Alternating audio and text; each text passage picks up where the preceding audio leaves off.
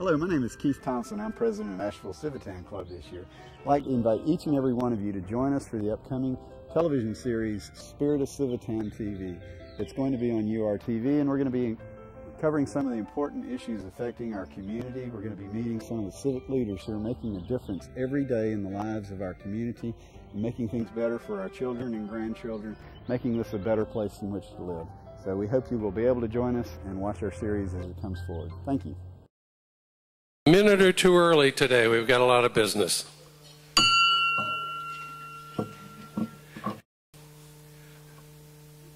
Asheville Civitan Club members, I'm taking this opportunity to talk to those watching us on URTV Cable 20 in Asheville, and those who have received a link to this web video from an email you received either from me or from a friend.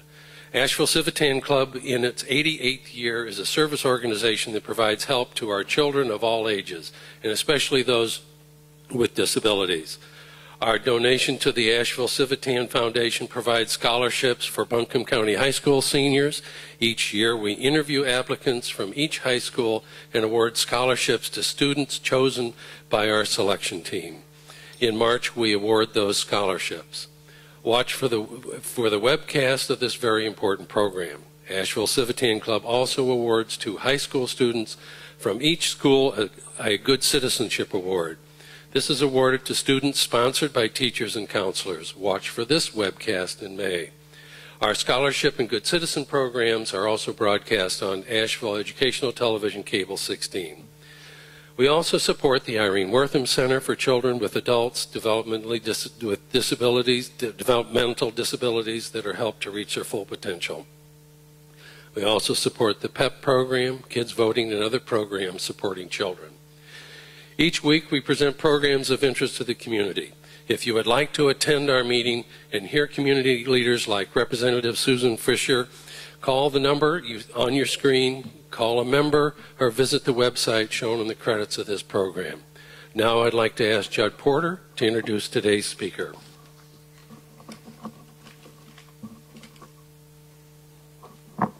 Thank you, Keith. I do have an introduction. I'm somewhat loath to read because I think Susan's hugged everybody in the room. But on the off chance that one or two of you don't know anything about her, Representative Fisher is a fifth-generation native of Asheville who has served her community in many roles, including as chair of the Asheville City Board of Education, president of the Asheville-Buncombe League of Women Voters, and as director of Kids Voting Buncombe County. Prior to her appointment to the House seat formerly held by Senator Martin Nesbitt, Fisher was elected, she did all that before she was appointed, and she has now been reelected to her third term. Then, of course, she is a former member of the Asheville Civitan Club. Let's welcome Susan Fisher.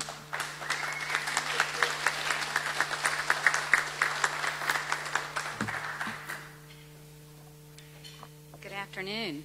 Good afternoon. Can you all hear me? All right.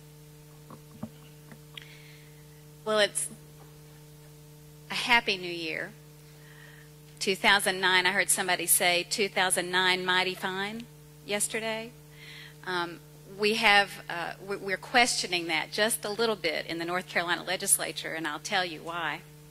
But I wanted to let you know that it's always good to be back with my friends at Civitan. As Judd mentioned, I was an active member, and I've missed being here on a regular basis, but I consider it an honor to represent you in the North Carolina General Assembly. Well, what can we say about election year 2008 that has not already been said? Of particular interest to me, and certainly to Civitan members, is the fact that not only did North Carolina record the biggest surge in voter turnout in the South since 2004 at plus 8%, but youth voting surged in the 2008 election. Votes cast by young Americans ages 18 to 29 increased by 9% from 2004. I believe that Civitan in particular can take credit for some of this because of its dedicated volunteer support on behalf of Kids Voting Buncombe County. And I like to take credit for having started that volunteer activity on behalf of Kids Voting. That was a really fun association for me with you all. North Carolina's 8-point increase in voter turnout was over 5 times the meager national increase of 1.5 points. A record 4.35 million Tar Heels cast ballots in the general election. A 70% turnout of our 6.2 million registered voters, compared with 64% in 2004. A record 2.4 million people voted at 368 early voting sites across the state. And just over 49,000 registered and voted on the same day in the primary, and an additional 88,000 did so during the general election. About half of them were first-time voters in their county. More than 1 million African Americans voted in North Carolina in 2008, a record 74%, surpassing the rate of whites at 69% for the first time. Perhaps the rest of the country could learn something from the South, and in particular North Carolina. 2008 was definitely the year of the voter. There was interesting news from other states as well. The South Carolina Senate will become the only legislative chamber in the country without any female members. The last all-male legislative body was the Louisiana State Senate, which had no women from 1980 until mid-1991. Now, I want you men in the club to stop me if you get bored with this, but I just have to add that a total of 1,784 women will hold 24.2% of all state legislative seats in 2009. That is a 6-fold increase since 1969, when just 4% of state legislators were women. In North Carolina, there are 38 women in the House and 6 in the Senate, a total of 44, or 25.9%. So the election is over. Now what? Well, we wanted change and we got it, including in the economy.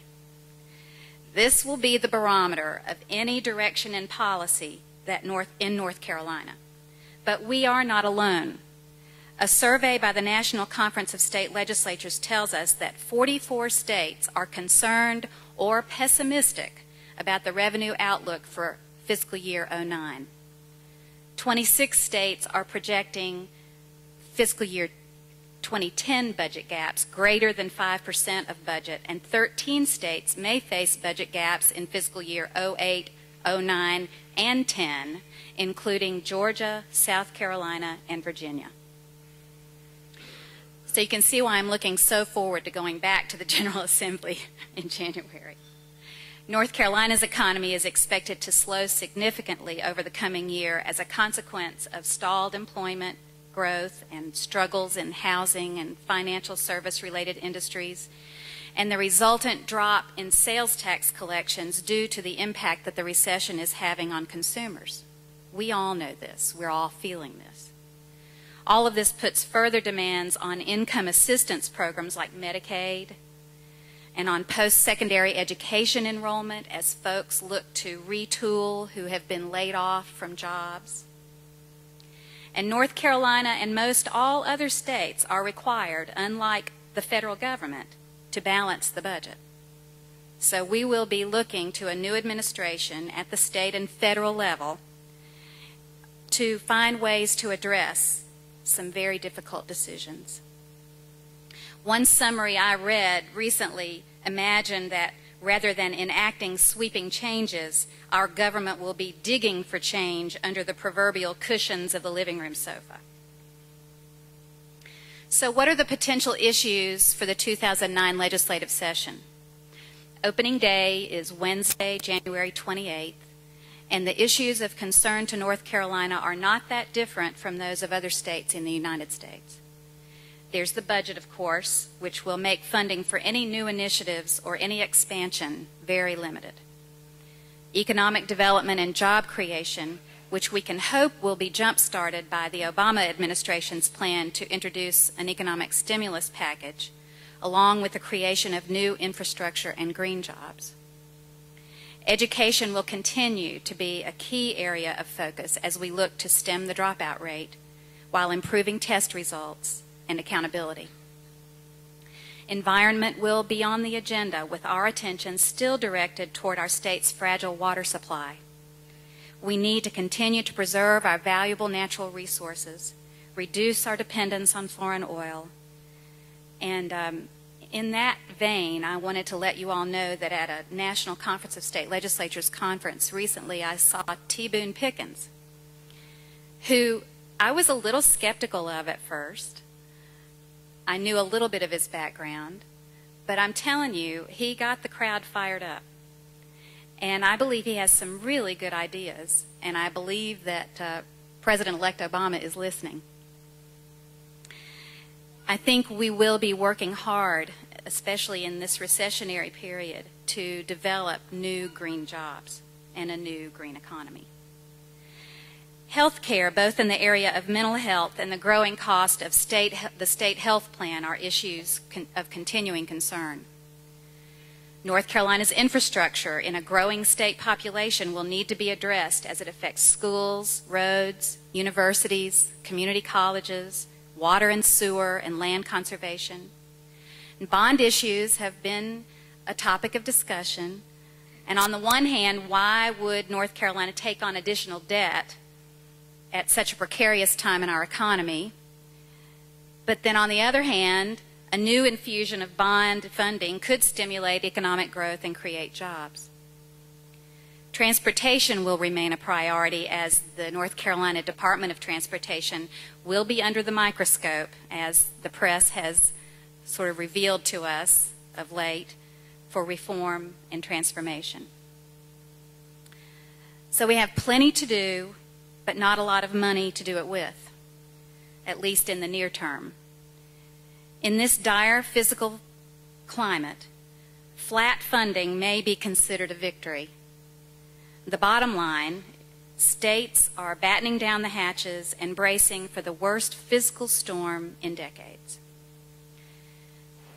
I don't know how many of you all are fans of National Public Radio, but there was a great list of what is out and what is in for 2009, and I'd like to conclude by running down a few of the items on that list.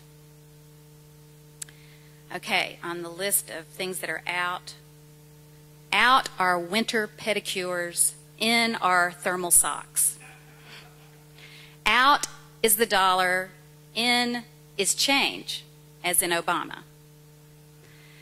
Out is the stock market, in are flea markets. Out are Emilio Pucci pumps, and in are ethanol pumps. Out are automakers, in are auto repairmen. Out, Goldman Sachs, in gold in sacks. Out, makeovers, in leftovers.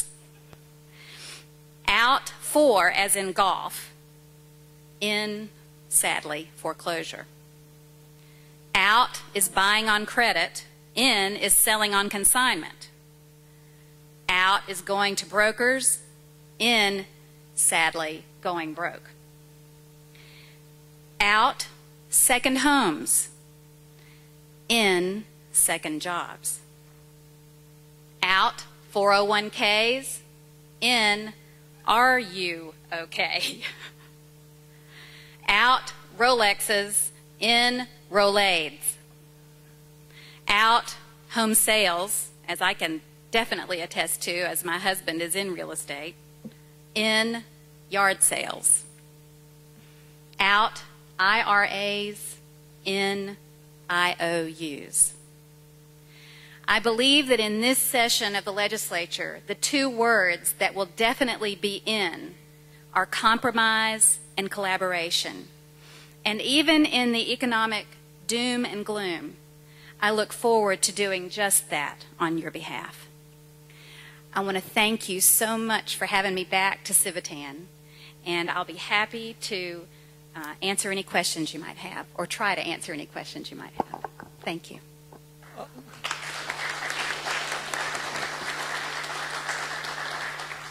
Susan, would you like to comment on mileage tax versus gas tax?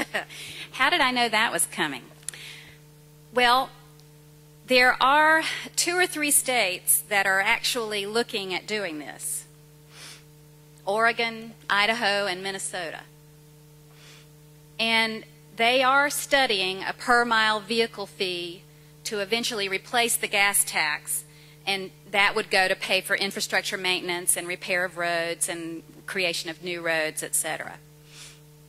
I will just say that the commission that came up with the long list of things that we could do to improve DOT, highways, etc., that was one of the suggestions on their list, but it is nowhere near being legislated. So what needs to happen is a bill needs to be introduced, and there will be a whole lot of work to be done before anything like that could be passed in North Carolina. I know that we're going to be looking for different ways to raise revenue, but I don't see that being one of them in the near term. John Anderson here. My comment isn't based on my teaching of economics for 36 years, so I'll try anyway. Well, you can probably answer the questions way better than I could. I think there are 3 questions. How deep will this be, the downturn? When will it end? And then what will the recovery be? And I hope people go away with, the recovery we're going to have is really going to be something. Everyone I know is postponing stuff. And when things turn around, boy, and if the stock market would just look into the future a little bit, and maybe the legislature, we'd be in much better shape. Well, that's a good question, good comment. I think you're absolutely right. I tend to try to stay optimistic. But I do see, and I hear from fiscal research in Raleigh, that we are looking at a possible $3 billion shortfall between fiscal year 09 and 10.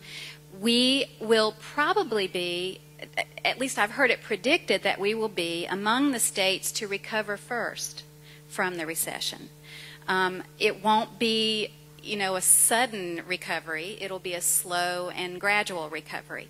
But I think that because we went into the recession in a little bit better shape than many of the other states, we will come out of it a little bit sooner. So all I can say to you is stay tuned. Just keep doing what you're doing in terms of, holding on and watching and waiting, because I think that with the new administration, both at the state and the federal level, we are looking at some great minds who can help sort of rally us around a recovery that will happen sooner rather than later. Susan? Yes, sir. Your niche is education. Yes. Governor Easley began a number and continued other education programs. At the end of 2 years, where do you see those programs, or what new programs do you have in mind? Thank you for that question. I am hearing a lot of conversation around, several things. One is funding formulas. We have had a committee during the interim that's been looking at things like transportation funding for schools. How is that funded, and could it be improved? The lottery, of course, is another big concern of folks, and how the western part of North Carolina has sort of been neglected in that area. But in terms of programs, there are rumored some ideas around blending Smart Start and More at 4. I don't know if this will happen, but I do know that this new governor is very much in favor of early childhood education. I believe that she will be hearing from some of us, myself included, about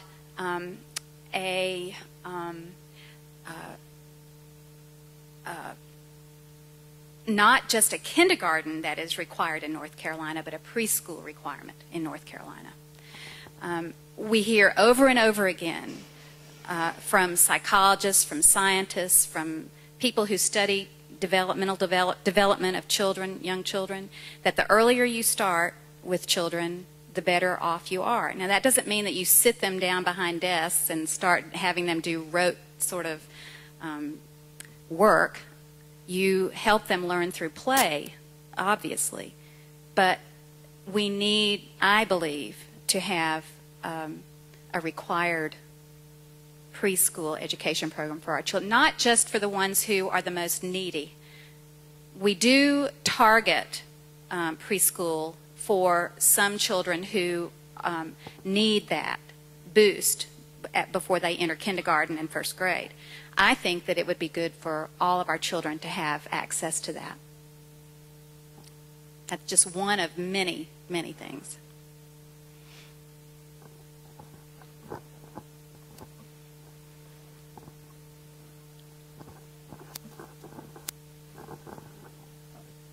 One of the things that you were very instrumental in leading as chair of our city school board, which my family and my children thank you for your service there, laid the groundwork for improvements that have grown into better transition programs for kids, particularly leaving middle school and going to high school. And I know that in the committee that one of the ones you were mentioned as serving on, you're looking at ways to create more innovation in high school so that we lose fewer students to dropping out and to possibly ending up being, instead of fellow citizens paying taxes, right, being wards of the state or being served by the prison system, yep, which is a very, very expensive way to do things. What do you see, are there ways to create better use of the funds that are already being spent to make sure that those efforts are successfully being done in places like Asheville High or transferred to other areas of the state where they could benefit from them as well? Well, as you may be aware, we have had a grant program for the past 2 sessions. It began 2 sessions ago that awards grant monies to innovative programs throughout the state for systems, communities, churches, other organizations that are doing innovative things in terms of getting kids from 9th grade through high school, keeping them from dropping out. It's very early in that program, but I can tell you that we're already seeing some really good results from other places around the state, but including in Asheville and in Buncombe County, where the dropout rate has begun to fall a little bit. The thing that I heard recently at one of the education conferences I attended is that if we can get children with all of their credits intact in 9th grade, they will graduate from high school. It's that sort of period of time that we lose them between middle school and 9th grade high school. That is a very critical time. I see us concentrating not only on the preschool portion, but on the 9th grade transition to high school portion, 8th to 9th grade transition. I was just having this conversation with Judd Porter. We were talking about how schools are going to have to be more flexible. We're going to have to think more out of the box. Not every child is going to graduate at age 18. Not every child is going to graduate at age 19. What we have to be able to do is accommodate their place so that maybe we have an evening school that could be attended by some of these students who are working during the day and helping to support their families, which is happening way more often than we would all like to think. Maybe we would have what's already been started in Asheville and Buncombe County, and that's the early college. Buncombe Early College has been a real attraction for kids who are entering high school because it gives them that feeling that they're doing something that's more important than just sitting in a high school class. It gives them the idea that what they are studying is actually going to lead them to the world of work, which is what we have to think more in terms of. So I'm actually very excited and very hopeful about a lot of the direction that I see North Carolina going in terms of keeping kids in school and being flexible about how they do it. Susan, Yes, sir. One of the things that's bothered me for years is that our teachers, I was in business for a long, long time, we had to evaluate our people twice a year. And one of the things that bothers me is that teachers get a flat raise, everybody gets it. And the only way that I can see to make anything successful is to let the people who are doing the best job make the most money. We don't have a system set up where we can pay our teachers based on their performance. I'd like to see somehow or other the state come up with a program where some teachers who are doing an outstanding job get more money increase each year than the ones who don't. That makes the ones, both of them, do better. The ones who are not getting it will work harder to get up there. And that's been my experience over 40 years in business, right, that the people who's doing a good job do better if they're recognized for doing it. I hear what you're saying, and I do agree. I think some of what you're seeing lately in terms of national board certification for teachers, which, by the way, North Carolina leads the country in terms of the numbers of teachers being nationally board certified, that results in extra pay for those teachers, and they deserve it. They do go the extra mile. I think what we run into, realistically, is that when we start to try to give merit pay to teachers, we think that, or at least it's perceived that, the principal, the instructional leader of the school is going to favor one teacher over another, and then it gets to be sort of political somehow. So that the teachers who actually deserve to get more pay are not, and the ones who are more favored by the principal are getting more pay. So what I think I would like to see is some sort of unbiased look at how teachers are actually performing, and not only give rewards to those teachers who are doing a really good job in this unbiased way, but also give all of our teachers more pay. Right now, I don't believe we recognize the work of our teachers across the board financially the way we should. We're a long way from getting our teachers paid at the national average, and I think this is something that we really need to work on. So I hear what you're saying. I think not only do we need to reward those teachers who are doing well in the classroom and really making a difference with our students, but I think we need to lift all of our educators up and make it more valued as a profession.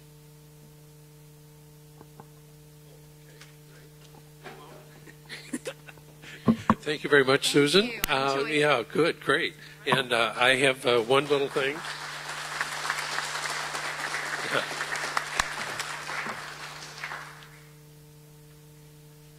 Yeah, thank you for that report of the state of the state, Susan. I would like to remind those that have watched this program and would like to support the work of Civitan and support the scholarship fund contributions to the Asheville Civitan Foundation are tax deductible. Call the number on your screen, call a member, or visit the website shown on the credits of this program. Thank you. See you next week when Mayor Bellamy will tell us about the state of the city. We're adjourned.